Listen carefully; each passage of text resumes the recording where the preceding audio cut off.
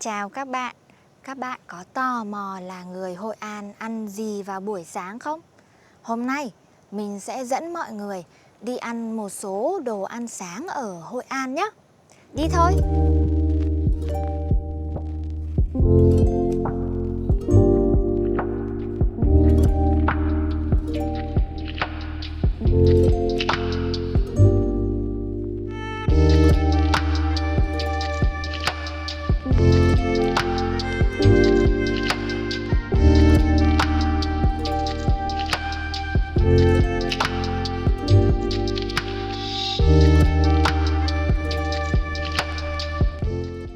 Ở Hội An, mọi người thường ăn sáng tại những quán vỉa hè như thế này.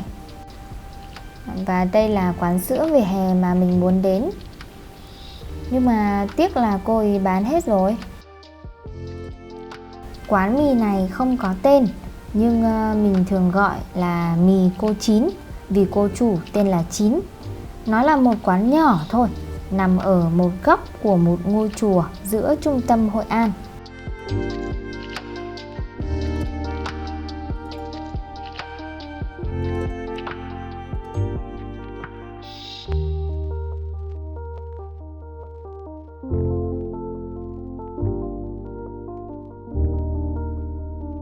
Ở đây, mì của cô Chín là mì chay ngon nhất ở Hội An đó. Mình đã thử hầu hết tất cả các hàng chay ở đây rồi, nhưng mà chỉ có mì của cô là ngon nhất. Và ở đây mọi người có thể nhìn thấy cái giấy ăn này này. Ở Hội An ấy, bình thường mọi người dùng cái giấy ăn nó như tờ giấy mỏng này này. Mình vẫn không hiểu tại sao mọi người không dùng cái giấy bình thường, nhưng mà có lẽ họ quen dùng cái này rồi. Có lẽ cái này thì nó tự nhiên hơn chăng? Quán mì này là một quán mì nhỏ thôi, nhưng mà rất là đông khách vì cô nấu ăn rất là ngon. Và bình thường ấy, ở những cái quán ăn bình dân như thế này này thì cái ghế nó rất là nhỏ. Mọi người có thể nhìn thấy là cái ghế nó nhỏ thế này thôi. Đó. Ghế này thì vừa với người Việt Nam thôi, nhưng mà với mấy người béo béo như chồng mình là không vừa đâu. Thật ra mình ít khi đi ăn món ăn vỉa hè lắm, nhưng mà có mì của cô Chín là rất là ngon nên thỉnh thoảng mình mà có dịp thì mình vẫn đi qua đây ăn.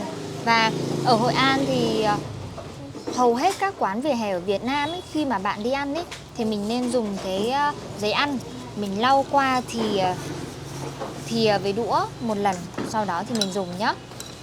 Vì có thể nhiều nơi thì họ làm sạch sẽ, nhưng mà thôi nó bụi bẩn ấy thì mình cứ lau qua đi rồi mình ăn sau.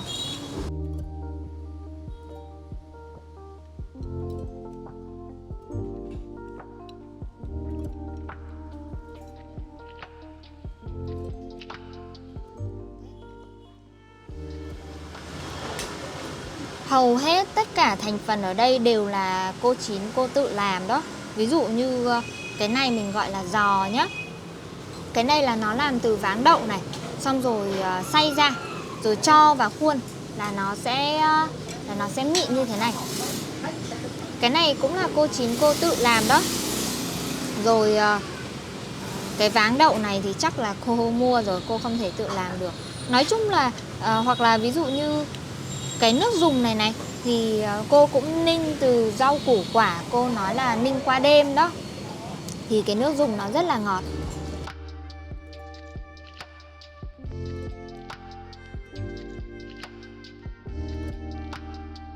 Còn đây là một hàng bánh mì. Bánh mì là một món ăn sáng không thể thiếu của người Việt. Cho con một ổ. Đầy đủ cho con luôn hả? Vâng, một ổ không ớt cô ạ. Rồi của con đầy đủ nhưng mà không có ớt đâu ha. Dạ.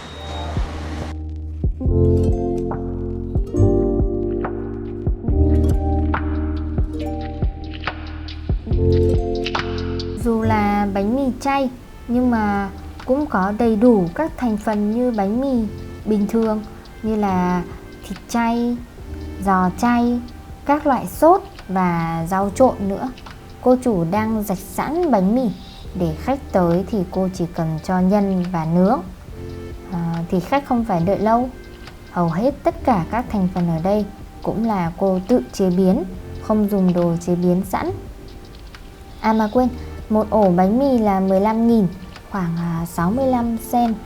Một bát mì như vừa nãy mình ăn là 85 cent. Đồ ăn vỉa hè ở Hội An thì rẻ lắm, có nhà hàng thì đắt thôi.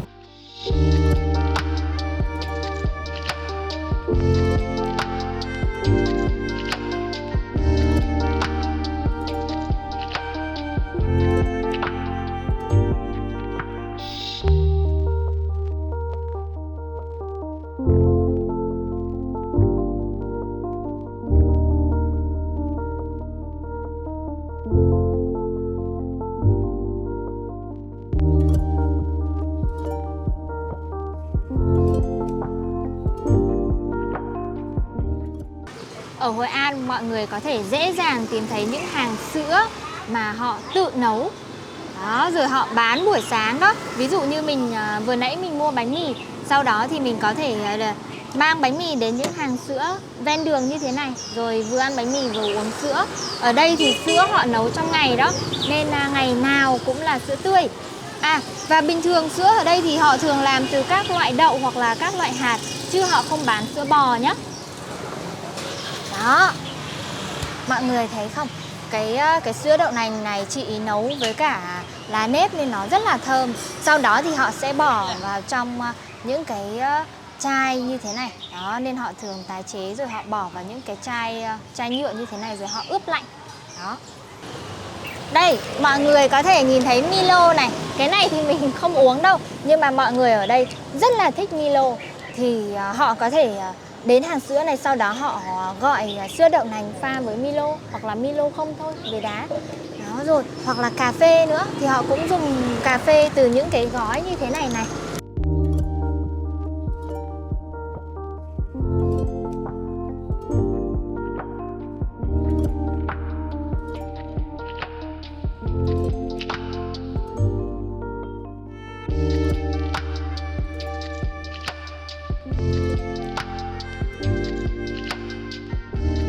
Ở đây mọi người vẫn quen dùng ống hút nhựa, nhưng mà thôi không sao, một lần thôi.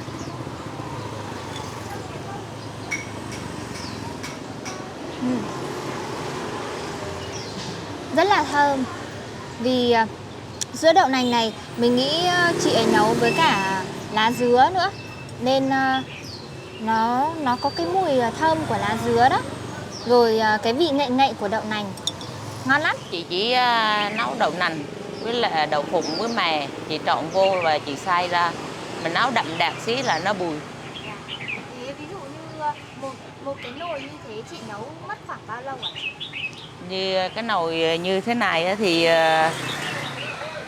chị nấu là trong bếp là chỉ hơn nửa tiếng đồng hồ. Như giờ hồ là 50 phút là cái nồi nhỏ này, 50 phút có là bắt đầu mình ra đây mình để mình rim lại nữa, cho nên thời gian nó cũng hơi lâu, tại vì mình càng rim là nó càng ngon. Em thấy chị có cả cà phê với Milo, thì bình thường là chị có cho sữa đậu nành vào trong Milo hay cà phê? Có luôn. Nói chung là ở đây là mình dùng cà phê Milo là mình đánh với sữa đậu nành nó ngon hơn là em đánh với nước sôi. Chị dùng sữa nóng đây nè, chị để nóng đây nè, lúc nào cũng phải có nóng đây, là chị bỏ cà phê Milo và chị đánh vô nó thơm hơn. Bình thường chị mở từ mấy giờ đến mấy giờ ạ chị? 5 rưỡi sáng tới 11 giờ đêm. Wow, chị bán cả ngày luôn. Thế buổi trưa chị có nghỉ không? Buổi trưa là chị ngồi bên kia. Giờ trừ 10 giờ là chị qua bên đó, chị ngồi tới khuya tới 11 giờ. Không nghỉ trưa? Không nghỉ trưa, trưa là chị phải nấu lại rồi chị dọn rửa lại để chị bán lại buổi chiều. Buổi trưa là chị nấu, chị vừa nấu vừa làm, về nhà mình nấu. Nhà chị ở đây luôn.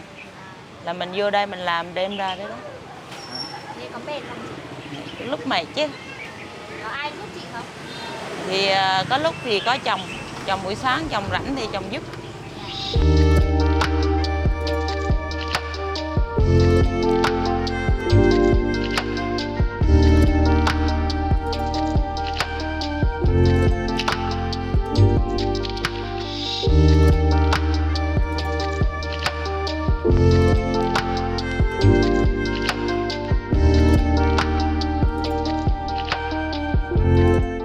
Mọi người để ý cái cách chị ấy pha Milo rồi đóng gói nhé. Chị ấy pha rồi cho vào túi ni lông với đá cùng với một cái ống hút rồi buộc lại.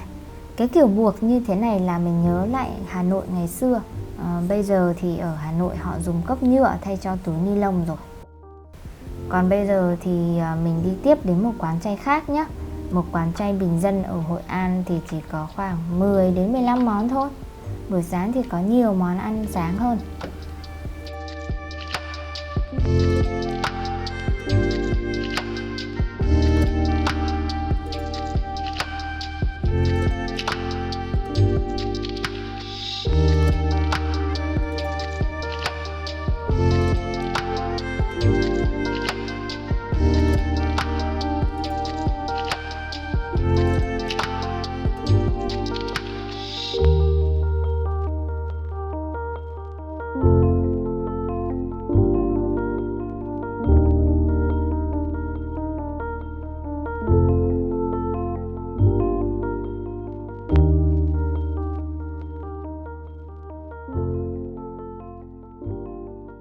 Một trong những món đặc sản ở Hội An là bánh bèo. Mình rất là thích món bánh bèo này. Và đây là một cái quán chay mà họ có cái bánh bèo mini đó. Bánh bèo mini có nghĩa là bánh bèo nhỏ xíu xíu thế này này. Một điều mà mình thích nhất ở quán này là cô chủ quán. Cô ấy rất là nhiệt tình và tốt bụng. Nên thỉnh thoảng đó, nếu mình có thời gian thì mình thường ghé cái chỗ này. Cái chỗ này thì nó hơi xa nhà mình một chút. Nhưng mà vì món bánh bèo nên mình sẽ chấp nhận đi xa để thử ăn cái món bánh bèo này. Mọi người có thể thấy cái món bánh bèo này nó có bánh bèo mini này. Đấy, nó nhỏ tí xíu như cái viên đá thôi. Rồi nó có cái này nó là đậu phụ này. Rồi bánh đa nữa. Đó, và nước chấm, nước sốt. Cái này gọi là nước chấm. Đó, nước chấm chua ngọt. Thôi, bây giờ thì thật ra mình hơi no đó. Ăn mì rồi uống sữa rồi cũng hơi no rồi. Nhưng mà thôi, sẽ cố gắng ăn hết cái phần này nhé. Còn đây là món bánh cuốn. Bánh cuốn ở Hội An thì nó hơi khác ở ngoài Hà Nội một chút. Vì bánh cuốn ở Hà Nội thì họ thường cuộn vào những cái cuộn to như thế này. Còn ở đây là họ cắt linh tinh như thế này. Đó. Bánh cuốn chay thì nó chỉ có mộc nhĩ này, cà rốt này. Có phải cà rốt không? Đúng rồi, cà rốt và một chút dầu. Có rau sống nữa này. Và cũng có cả cái này gọi là chả chay hoặc giò chay. Cái này là cô ấy làm, cô tự làm đó. Thế là xong cái món bánh cuốn nhá. Còn đây, có thể nó là món ăn vặt yêu thích nhất của mình. Mình thích nó từ khi mình còn nhỏ. Ở đây họ gọi là bánh gói. Nhưng mà mình không biết bánh gói nó là bánh gì. Nhưng mà khi mà mình nhìn cái này này, mình nhìn cái phần bột nhỏ nhỏ như thế này này, thì mình nghĩ nó là bánh giò. Ở Hà Nội mình gọi là bánh giò. Nên bây giờ mình thử mở ra xem nó có đúng là bánh giò không nhá. Nếu mà không phải bánh giò thì chắc là thất vọng lắm đấy. Đúng rồi. Đó, bánh giò. Đấy, mọi người thấy không? Thơm lắm. Thôi, bây giờ thì mình ăn đã nhá. Hơi no rồi nhưng thôi, cố ăn nốt cái chỗ này. Vậy nhá. Mình nghĩ là có lẽ là hôm nay mình sẽ chỉ cho mọi người vậy thôi. Vì cái bụng của mình cũng không thể nào ăn thêm được món gì nữa. Thật ra mình cũng muốn chỉ cho mọi người một món nữa. Nó là xôi. Nhưng mà hôm nay khi mà mình đi qua cái hàng xôi thì người ta đóng cửa rồi. Nên thôi mình sẽ chỉ cho mọi người xem cái hình ảnh của xôi thôi nhá. Cô ơi, cô mở cái quán này lâu chưa cô?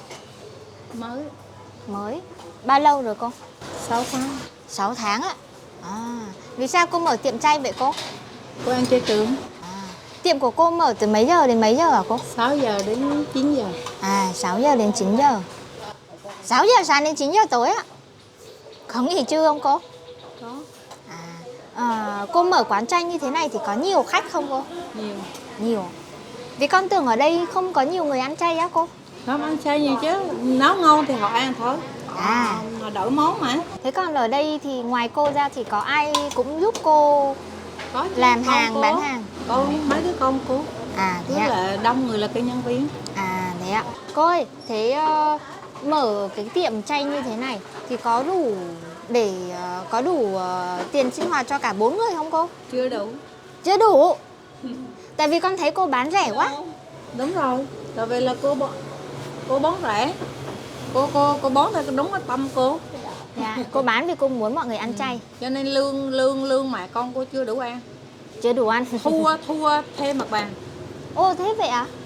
Cô nói thật. Mà cô mở 6 tháng rồi đó. Thế làm thế nào để cô duy trì được cái tiệm này? Ý là thì cô mới mở thì cô cứ duy trì thôi. Vậy là kể cả như mình bị lỗ nhưng mà cô vẫn quyết tâm. Vẫn giữ tâm. Vẫn quyết tâm. Vâng, duy trì cái này. À, quên, hỏi tên cô tên là gì? Lấy tên cô hả? Không, con muốn hỏi cô Vinh. Cô Vinh. À, mọi người ơi, đây là danh là Đồng Hạnh. mọi người ơi, đây là cô Vinh nhá. Nên nếu mọi người mà có dịp ghé Hội An ấy thì có thể tới thăm cái tiệm chay của cô nhé. Quán chay Phúc An. Vâng, chay Phúc An. Phúc An có nghĩa là gì hả cô? Phúc là phước, An là. Vâng, Phước và An Lạc. Vâng, con cảm ơn cô ạ. Vâng, con chào cô. Bye mọi Ok. người. Mọi người ơi, mình no muốn vỡ bụng luôn rồi. Và bây giờ vẫn phải đạp xe về nhà. Đạp xe một đoạn đường xa về nhà. Nên thôi, mình sẽ chào tạm biệt mọi người ở đây nhé. Cảm ơn mọi người đã xem video này. Và nếu bạn muốn mình làm thêm nhiều video kiểu vlog như thế này thì comment cho mình biết nhé. Vậy thôi, hẹn gặp lại. Bye bye. À, còn một điều nữa là nếu bạn đến Việt Nam và bạn phải ra đường khoảng 10 giờ hoặc 11 giờ thì nhớ mang áo dài tay để mặc nhé. Vì nắng ở Việt Nam rất là rát, khó chịu lắm. Vậy nhá, tạm biệt.